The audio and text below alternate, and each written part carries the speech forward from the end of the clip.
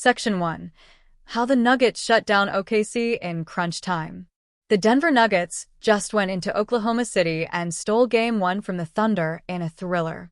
You could credit this win to Jokic's brilliance, Aaron Gordon's clutch free throws, or even Mark Daigneault's controversial decision to foul up three. But when you break it down, the real turning point was how OKC failed to close out the game after Shai Gilgeous-Alexander hit a three to put them up 113-102. From that point on, Denver exposed OKC's biggest weakness, their late-game half-court offense. To understand how the Nuggets did it, we first need to look at their defensive scheme. OKC's go-to offensive strategy in the half-court is simple: give the ball to Shai and let him isolate. But Denver countered this by executing a hybrid defensive setup, something close to elbows coverage, or even a zone-like box-and-one. Here's how it worked. The on-ball defender would angle Shai away from the baseline, while Jokic and the nearest help defender walled up near the free throw line, completely cutting off the middle. This eliminated his ability to drive, a huge part of his offensive game. You can see this in action. Wiggins clears the wing to give Shai space, but Michael Porter Jr. holds his position in the gap. Jokic steps up in front of the paint. With no angle to drive, Shai settles for a three, and that's exactly what Denver wants. Even when OKC tried to get creative, like giving Shai the ball on the move after a handoff, the result was the same. Jokic and Murray camped out in the lane, cutting off the paint.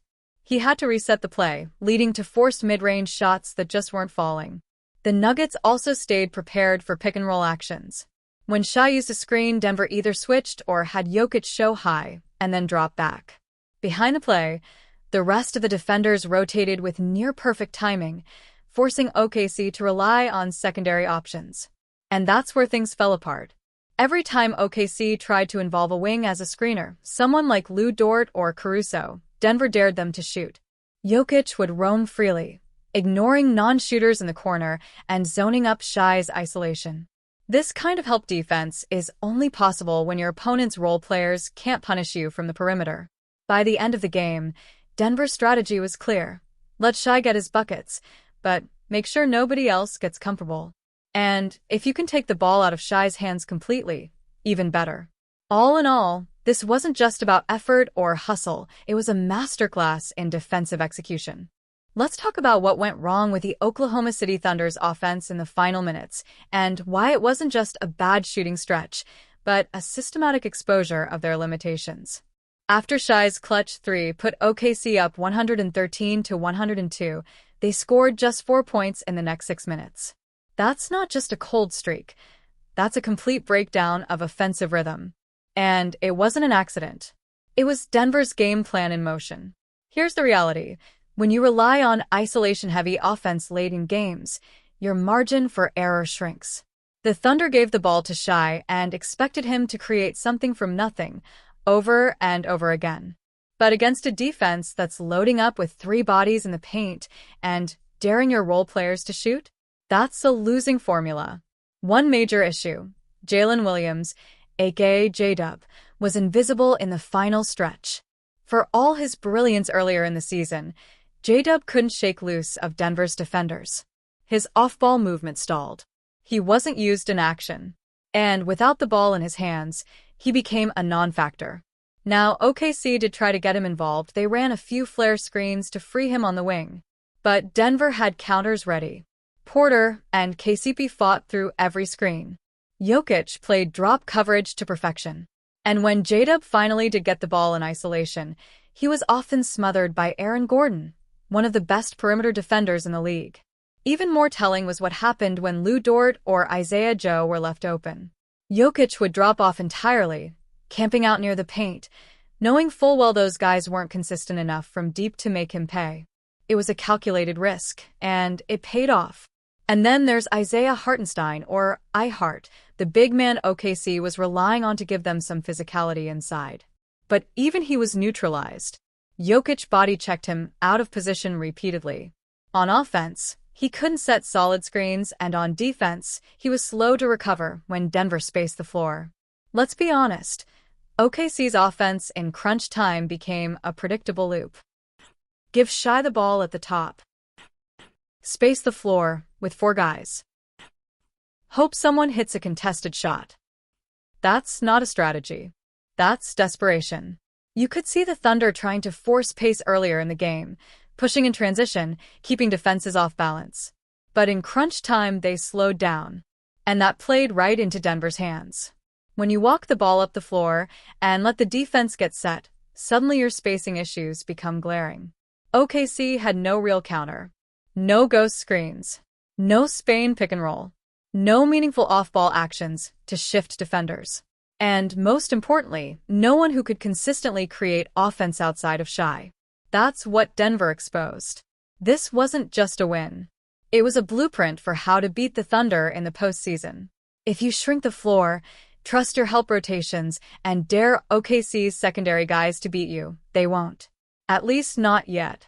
So unless OKC finds a way to diversify their late-game offense, whether through better off-ball movement, smarter sets, or just more reliable shooters, this problem isn't going away. Let's talk about structure. Not just X's and O's, but the rhythm, the choreography, the flow that separates elite playoff offenses from everyone else. When we look at how OKC closed this game, it wasn't just about missed shots. It was about predictability. And in the playoffs, predictability is the enemy. After watching the final few possessions, one thing becomes clear. Oklahoma City ran out of ideas. No designed misdirection.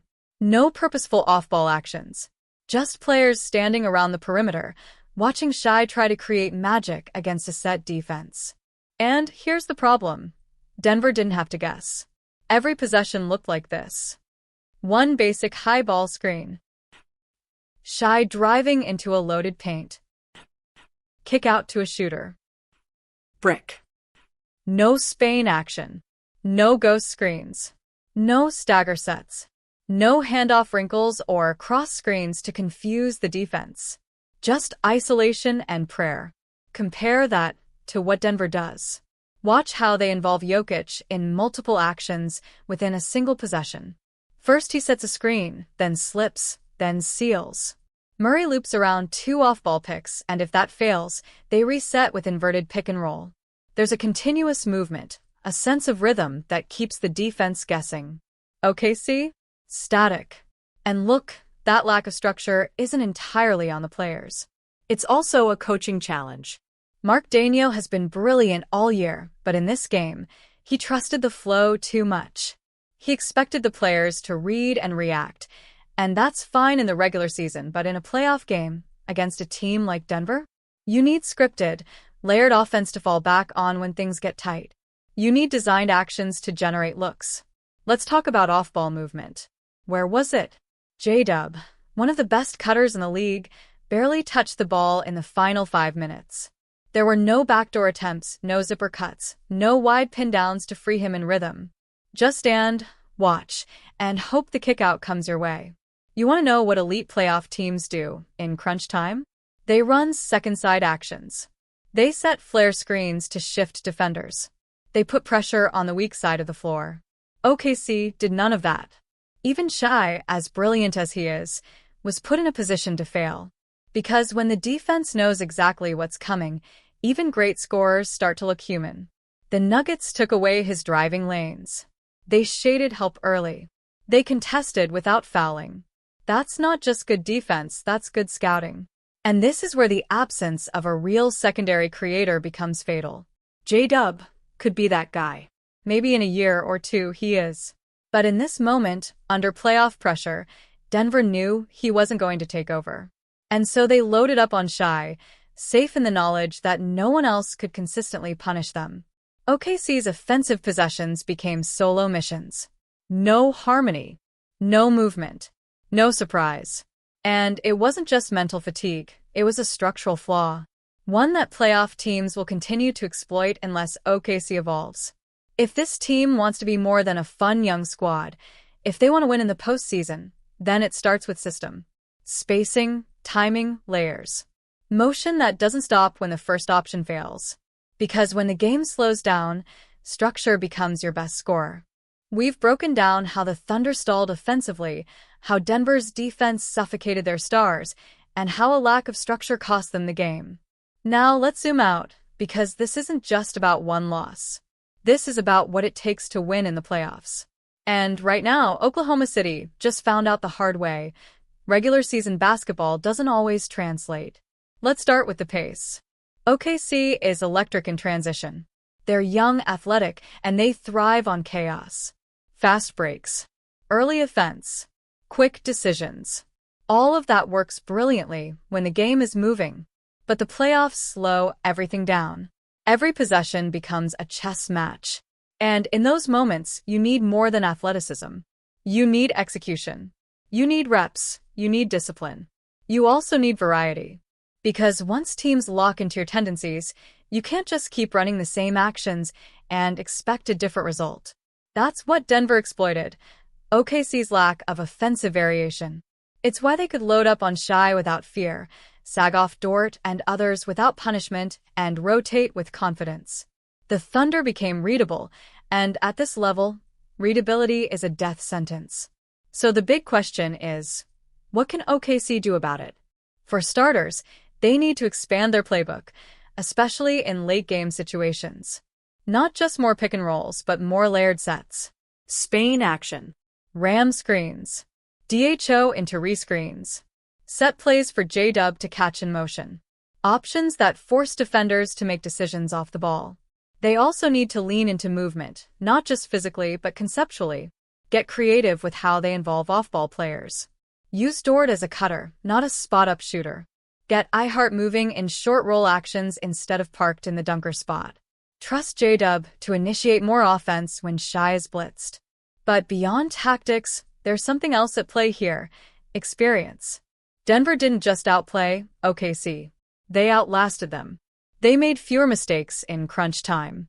They didn't panic when the game got tight. Jokic, Murray, Gordon, they've been through the wars. They've seen every kind of defense. They know how to execute under pressure. This is OKC's first real playoff run with this core. And that matters. Shai is elite, no one doubts that. J-Dub is blossoming. Cason Wallace, Giddey, Dort, they all bring something valuable. But playoff success demands cohesion. Chemistry.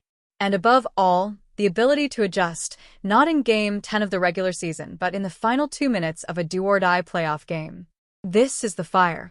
And like every great team before them, the Thunder now face a choice: get burned or get sharper. That's why this loss, painful as it was, might be exactly what OKC needed. Because this isn't about one blown lead or one exposed scheme. This is a moment of clarity. If the Thunder want to become a legitimate title threat, not next year, not someday, but now, they need to evolve. Fast. And Denver just gave them the blueprint.